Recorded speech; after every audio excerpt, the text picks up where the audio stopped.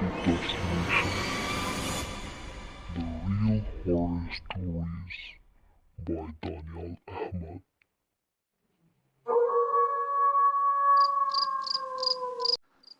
السلام علیکم friends, haunted destination میں آپ سب کو ویلکم کہتا ہوں۔ امید کرتا ہوں کہ آپ جہاں ہوں گے خوش ہوں گے، خیریت سے ہوں گے۔ فرینڈز، جتنی دنیا میں انسانوں کی تعداد ہے، اس سے کئی زیادہ دوسری دنیا میں رہنے والی مخلوق کی تعداد ہے۔ ہمیں نہیں پتہ ہوتا وہ کہاں رہتے ہیں، کس طرح رہتے ہیں۔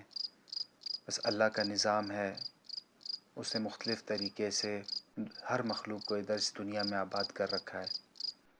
کبھی ہمیں وہ محسوس ہوتی ہیں اور کبھی نہیں ہوتی۔ اگر ہمیں وہ محسوس ہو جائیں تو ہمارے لیے بہتر یہی ہے کہ ہم اپنے آپ کو دور رکھیں، کیونکہ ہمارا اور دوسری مخلوقات کا کچھ جوڑ آپس میں نہیں ہے۔ ان کی اپنی دنیا ہے، اپنی زندگی ہے، اور ہماری اپنی۔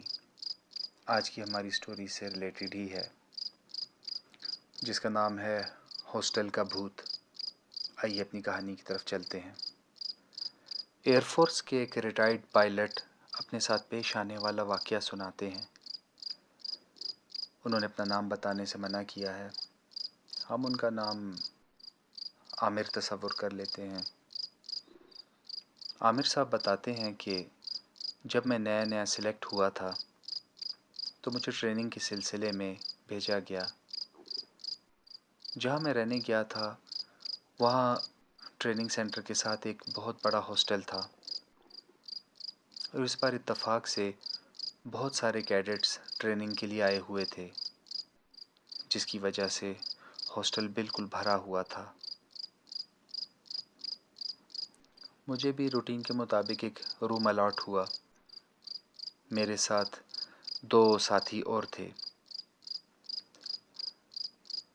ہم نے اپنا ضرورت کا سامان کمرے میں سیٹ کر لیا اور رہائش اختیار کر لی۔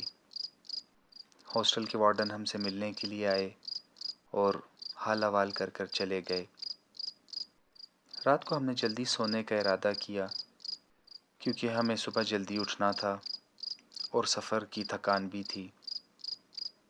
رات کا پتہ نہیں کون سا پہر تھا، مجھے کمرے میں عجیب سی آوازیں آنے لگیں، کبھی کمرے کے باہر سے، کبھی کمرے کے اندر سے۔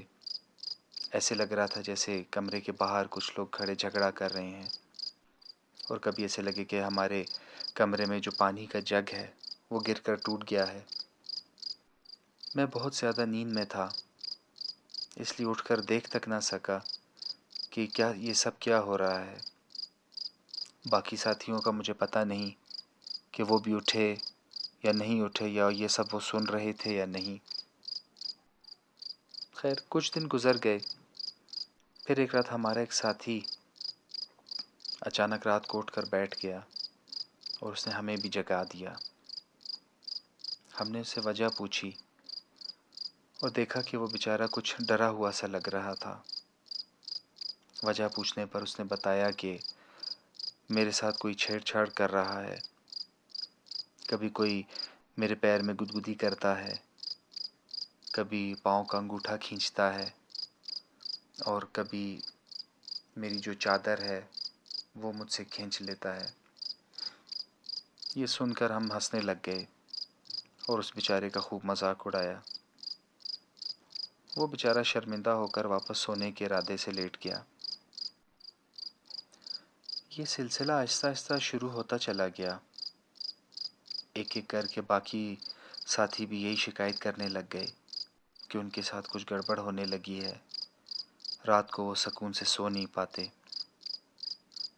اور ایک بات کامن تھی، وہ یہ کہتے تھے کہ ہمیں کوئی بہت لمبا سا آدمی نظر آتا ہے خواب میں، نہ کوئی بات کرتا ہے، نہ کچھ کہتا ہے، نہ کچھ کرتا ہے، بس ہمیں دیکھ رہا ہوتا ہے، اور اس کے چہرے پہ ایک عجیب سی ناگواری ہوتی ہے۔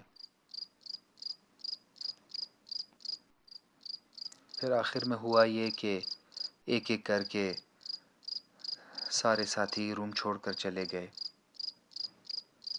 اب میں روم میں اکیلا رہ گیا تھا۔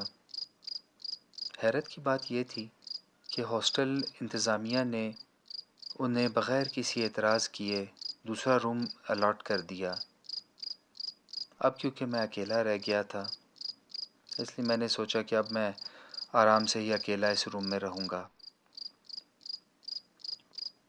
میں نے معمول کے مطابق کھانا وغیرہ کھایا اور کچھ دیر ٹی وی وغیرہ دیکھنے کے بعد اپنے روم میں آ گیا اور سونے کے ارادے سے لیٹ گیا اور سونے کی کوشش کرنے لگا۔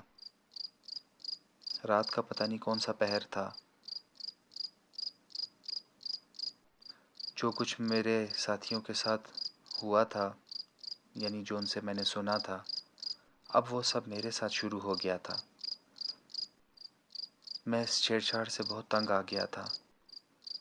وہی سب ہونا، کبھی کوئی پاؤں کا انگوٹھا کھینچتا تھا، کبھی لگے کہ بستر گیلا ہو گیا ہے، کبھی لگے کہ کوئی پاؤں میں گدگدی کر رہا ہے۔ میں بہت پریشان ہوا اور تنگ آ کر اٹھ گیا اور کھڑکی کھول کر کھڑا ہو گیا۔ میں نے کھڑکی سے ذرا باہر جھانکا تو دیکھا کہ ایک درخت نما بیل ہے جو میرے کمرے کی کھڑکی تک پہنچی ہوئی ہے، اور اس کی کچھ شاخیں آگے کچھ کمرے چھوڑ کر ایک اور کمرے کی کھڑکی تک گئی ہوئی ہیں۔ پتہ نہیں مجھے کیا سوجی، میں اسی وقت اپنے کمرے سے نکلا اور اسی کمرے کی طرف گیا جس کمرے کی کھڑکی تک یہ بیل گئی ہوئی تھی۔ میں نے کمرے کا دروازہ کھٹکھٹایا پر کوئی باہر نہ آیا۔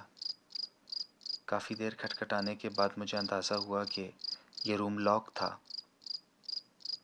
پھر میں واپس آ گیا، اپنے کمرے میں سونے کی کوشش پھر سے کرنے لگا، مگر کچھ ہی دیر میں مجھے ایسے لگا جیسے میرا سارا بستر گیلا ہے اور میں اپنے بستر میں اس طرح دھنس رہا ہوں جیسے کوئی دلدل میں دھنستا ہے۔ میں ہڑبڑا کر اٹھ کر بیٹھ گیا اور دیکھا کہ سب کچھ ٹھیک تھا۔ پھر دوبارہ لیٹا اور پھر آنکھیں بند کی اور سونے کی کوشش کرنے لگا، مگر ساتھ ہی ایسے لگا جیسے کمرے میں آگ لگ گئی ہو۔ جب لکڑی یا کسی چیز کو آگ لگتی ہے اور اس میں سے جیسی آواز نکلتی ہے، بالکل ویسی آواز مجھے سنائی دے رہی تھی۔ میں دھوئیں کی بو کو محسوس کر رہا تھا، سونگھ سکتا تھا بہت آسانی سے، اور میرا منہ کیونکہ دیوار کی طرف تھا اور مجھے اپنے پیچھے آگ کی تپش اور جو اس کی ہیٹ ہے وہ صاف محسوس ہو رہی تھی۔ آخر میں پھر اٹھا اور دیکھا یہاں وہاں سب کچھ ٹھیک تھا۔ بس اب میری حد ہو چکی تھی، مجھ سے رہا نہ گیا۔ میں اٹھا، اپنا تکیہ لیا اور روم سے باہر نکل گیا۔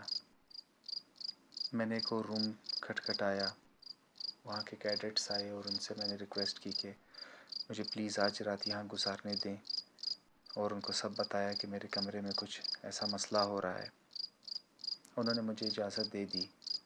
میں زمین پر ہی لیٹ گیا اور خدا کا شکر ادا کر کے سونے کی کوشش کرنے لگا اور آخرکار سو بھی گیا۔ صبح میں انتظامیہ کے پاس گیا اور ان سے سارا واقعہ سنایا اور دوسرا کمرہ بھی مانگا اور ساتھ ہی اس کمرے کا مسئلہ بھی پوچھا۔ ان کی باتوں کے مطابق یہ بیل جن دو کمروں تک گئی ہوئی تھی، ان کمروں میں ضرور کوئی مسئلہ تھا۔ ان کا یہ ماننا تھا کہ ان کمروں میں کوئی آتا جاتا ہے اور کسی کو بھی ان کمروں میں رہنے نہیں دیتا۔ ہم نے اس بیل کو کاٹنے کی بہت کوشش کی، مگر یہ کٹتی نہیں ہے۔ جو بھی کوئی اسے کاٹنے کی کوشش کرتا ہے وہ یا تو بری طرح سے زخمی ہو جاتا ہے یا بہت سخت ڈر جاتا ہے۔ ہم نے یہ آخری کوشش کی تھی کہ ان کمروں میں شاید کوئی رہ سکے، مگر ایسا ہو نہیں پایا۔ مگر اب ہم ان کمروں کو ہمیشہ کے لیے بند کر دیں گے اور کبھی نہیں کھولیں گے تاکہ کسی کے ساتھ کوئی مسئلہ پیش نہ آئے۔ تو فرینڈز، یہ تھی آج کی ہماری سٹوری۔ امید کرتا ہوں کہ آپ کو پسند آئے گی۔ چینل کو لائک کرنا، سبسکرائب کرنا، فرینڈز کے ساتھ شیئر کرنا نہ بھولیے گا، اور اگر آپ نے بیل آئیکن پریس نہیں کیا تو اس کو پریس کر دیجئے تاکہ time to time real stories آپ تک پہنچتی رہیں۔ تب تک کے لیے اپنا بہت خیال رکھیے گا. Thank you. Good bye. اللہ حافظ.